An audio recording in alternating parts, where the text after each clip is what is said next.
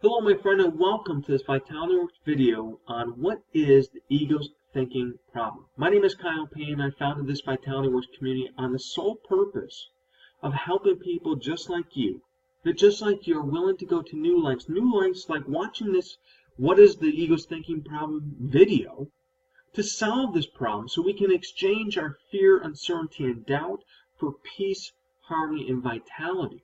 So thank you for joining me in today's video and really this journey and my personal journey that's led me to be someone that can be here right now sharing this with you in this moment. Started way back when I was a little kid. You see, as a little kid, I can remember being fascinated with anything that had anything to do with how the mind worked. In fact, I would literally spend hours upon hours sitting in my dad's den and having conversations about this. And as a result, over the years, I've developed a clear understanding of what the ego's thinking problem is, why it's at the source of all the problems that we experience, and I've also made this my life's work to find solutions, apply them, and then share them with other people like you that are looking for solutions to these same problems. And I've applied these solutions not only to myself successfully, but shared this, what the ego's thinking problem is, and the solution to many other people that have then gone on to have great success. In fact, the solutions that I've applied have also been applied by literally millions of people. Millions of people that are suffering from a wide range of problems, that all those problems are resolved by this solution, because at the end of the day, any problem we face is sourced at the ego's thinking problem. So what is the ego's thinking problem then, right? What is it? And to understand what the ego's thinking problem is, I want to help you understand how the ego functions, specifically in life and death situations, what its purpose is. You see, anytime there's any fear of any kind, real or imagined, life-threatening or non-life-threatening, if there's fear, it triggers the ego, and the ego looks at that situation exactly the same, regardless of what caused the fear to be there, whether it's real or not, and whether there's an actual threat to our lives. You see, anytime there's fear, the ego is programmed in our DNA to perceive this as a potential threat to us that could lead to ultimately our death. And if it leads to our death, our ego's job is to prevent that from happening at all cost, to hold self-preservation above everything, meaning it will pay any price to succeed at surviving, which makes sense in life and death situations. I want to make sure that my brain is automatically going to function in a way that is going to do the best job of preserving life, and will sacrifice anything, harm anything else that does not preserve life. I'll give up anything to stay alive, and here's the reason why. Because if I'm not alive, it doesn't matter what I may have gained. I'm not here to enjoy it. So that's why our ego has such a singular focus on self-preservation at all costs. So what's the problem with this, right? I mean, obviously there are situations that may come up in life that this would require this type of thinking, and we certainly don't want it to not do that. So what's the problem? Well, it comes back to the fact that the ego is incapable of deciphering the difference between life and death situations and non-life and death situations. This is why when we get stressed out with things, and we only finally get removed from the fear, we finally can look back and say, that really wasn't as big of a deal as I thought it was. I'm not going to die over this. But in the moment, we're incapable of understanding that and seeing it from that perspective, because the ego is in control, and it only sees anything that has fear as tagged to something that could cause death.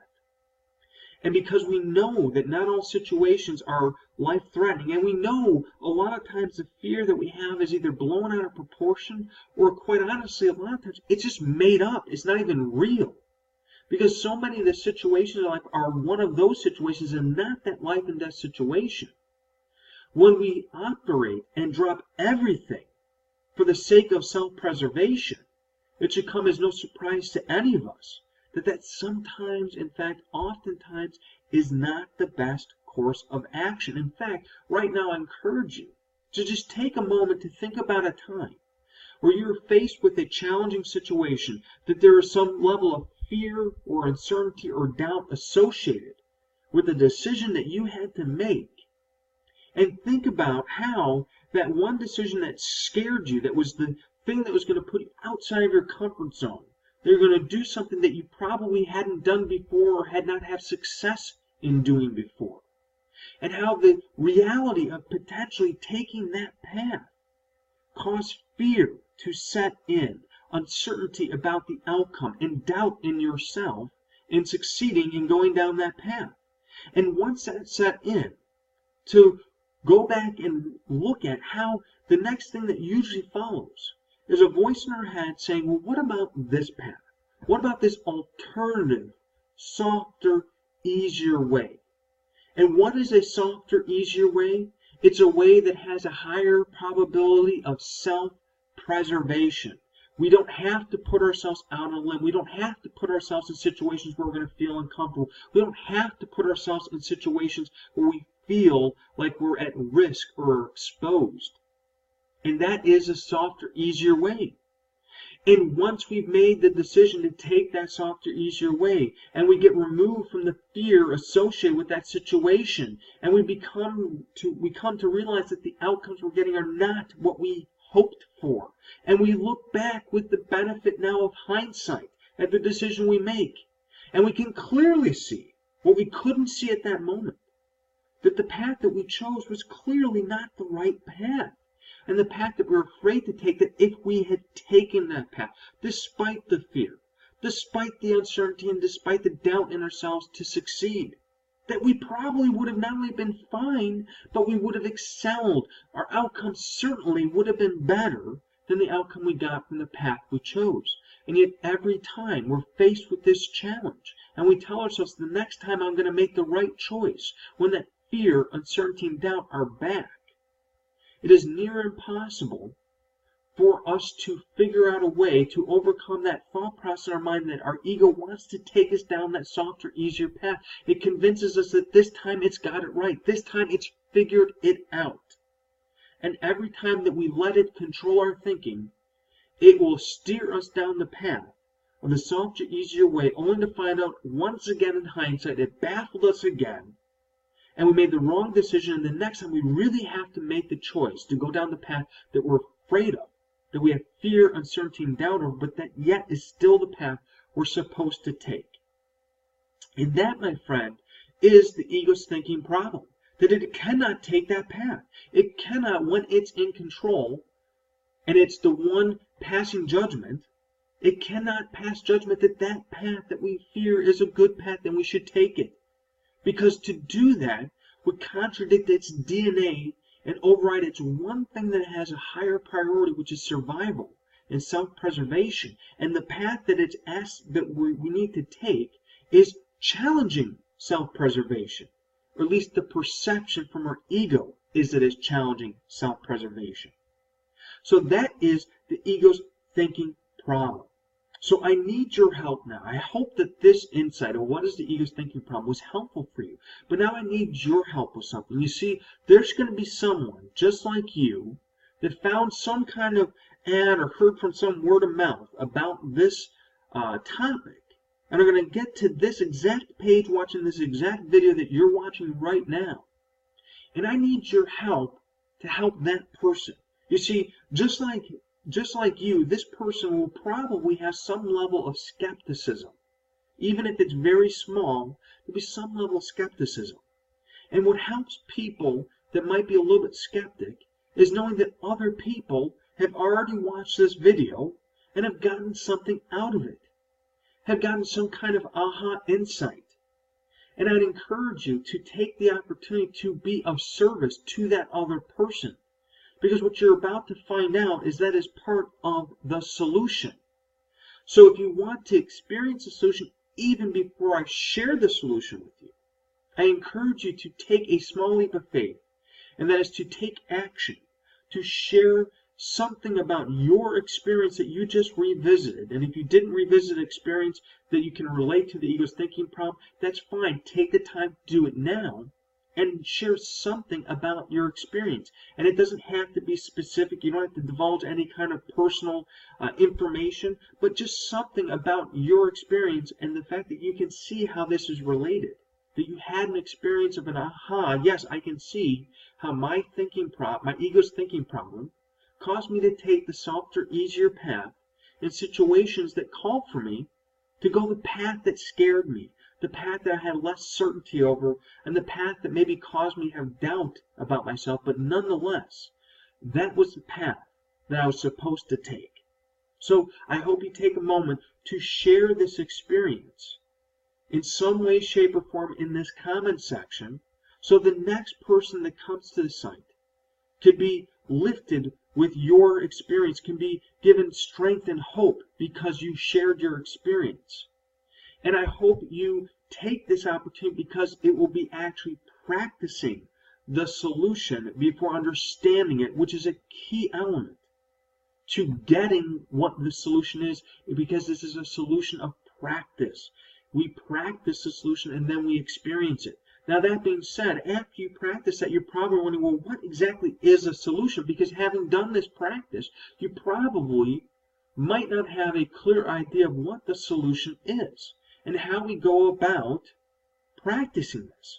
And so for that, I want to give you access to that after you leave a comment to find out what is the solution. And I make this available to you free at no cost, financial cost to you. And I want to keep this free not only for you, but all the people that will come after you that you can potentially help with your comment that you leave. I want to keep this free, and the way that I'm able to keep this free is my delivery method through email, that I can keep my cost down to near zero, so I can get you this great training, the full insight to the solution, not just a little snippet, the whole thing. Can get it to you at no cost to you by making it easy for me to deliver it, that it doesn't incur a cost to me.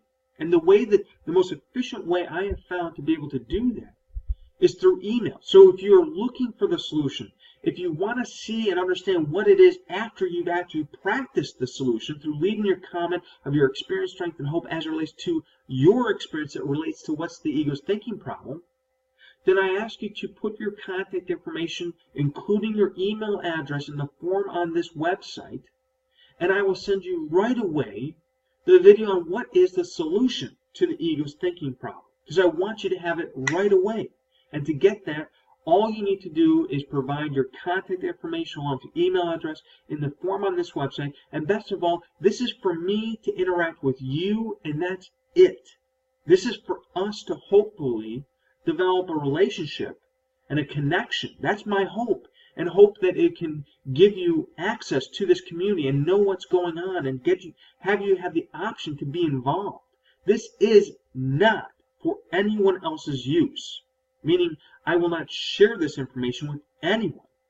This is only, again, for you and me to interact, and for me to hopefully provide you some incredible content along with training to help you along the way. And when you get access to the video I put together for you on the solution to the ego's thinking problem, I will share with you exactly what the solution is, what you get as a result of being a part of this community by taking this simple action of putting in your name and the email address in the contact form. And that's it. That's all that's required, is a desire to seek a solution to your ego's thinking problem. And if you put your contact information in that form, even just right now as I'm saying these words, the reality is that you are in fact therefore seeking a solution to the ego's thinking problem. What you choose to do with it is your choice and up to you, but you're at least seeking a solution, and therefore you have what it takes to be a member of our community, which means that there's no dues or fees beyond just the desire to seek a solution to your ego's thinking problem through participating in our community. And all that will be explained in the solution to the ego's thinking problem video. So the only thing now for you to do is to share your comment as it may relate on anything to an experience you've had with your ego's thinking problem, to help someone else, to do this for the sake of being of service to someone who might read that comment and benefit from it, and to do it without any other conditions or strings attached, to be of service, and then to put your contact information in the form so I can send you the solution, explain to you exactly why what you just did with the comment is actually the solution, or at least part of the solution. So that being said, my friend, I'll leave you to action. I can't wait to get you more great content. And thank you so much for being here, watching this video, and hopefully making the decision right now, if you haven't already, to take the next step in being a part of what we're trying to do. Until the next time we get a chance to talk, hopefully in just a few minutes, make it a great day for yourself so you can make it a great day for someone else out there, especially just by leaving a comment so they can see that there is hope out there. So thank you so much, and talk to you soon.